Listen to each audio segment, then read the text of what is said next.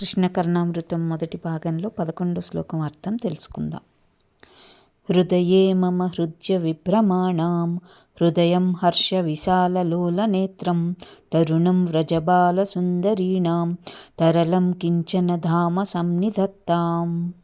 మనోహరమైన విలాసాలు గల గోపికల మనస్సుని ఎరిగినది, చంచలమైనది, ఆనందం చేత విప్పారిన కదలాడేటువంటి కన్నులు కలిగినది, యుక్త వయస్సు కలిగినది అయిన అనిర్వచనీయమైనటువంటి దివ్యకాంతి నా హృదయంలో నిలుచుకాక అని బిల్వమంగళుడు ఇలా చెప్తున్నాడు. శ్రీకృష్ణుడు రసికశేఖరుడు. రాధతో అంతర్లీనంగా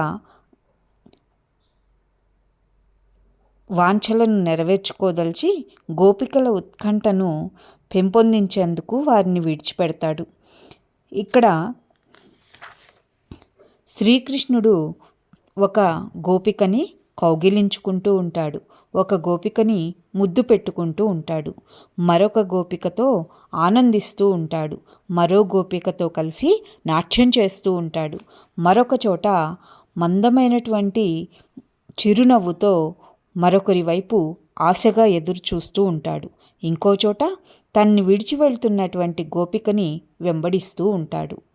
ఇలా ఈ శ్లోకంలో శ్రీకృష్ణుణ్ణి ఒక కాంతిపుంజంగా బిల్వమంగళుడు సంబోధిస్తాడనమాట. ఇందులో ఏం చెప్తాడు అనంటే, ఎక్కడైతే దయచేసి ఇతర గోపికలు ఎవరైతే ఉన్నారో వాళ్ళందరినీ వెంటనే వదిలేసి నువ్వు రాధ దగ్గరికి వెళ్ళు అని చెప్తున్నాడు బిల్వమంగళుడు. ఇక్కడ రాధ అంటే ఎవరు అని చెప్తున్నాడంటే, రాధాదేవి అనేది నా హృదయం, నీకు రాధాదేవి ఎంత ఇష్టమో అంత, అలాగే నువ్వంటే నాకు అంత ఇష్టం, నేను రాధాదేవి లాంటి వాడిని, కాబట్టి నువ్వు వాళ్ళందరినీ వదిలేసి నా హృదయంలోనే ఉండు, ఎప్పుడూ నాకు రాధతో సమానమైనటువంటి ప్రేమని ఇవ్వు అని బిల్వమంగళుడు శ్రీకృష్ణుణ్ణి అడుగుతున్నాడు. ఇంకా ఏం చెప్తున్నాడంటే, గోపికలందరికీ నువ్వు నాయకుడివి, నీలమణి లాంటి వాడివి ఆభరణాలన్నింటిలోకి అని చెప్తున్నాడు.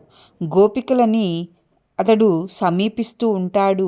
ఆ గోపికలు కృష్ణుడు వచ్చేటప్పుడు విపరీతమైన ఆనందంతో ఉత్కంఠతో ఎదురు చూస్తూ ఉంటారు.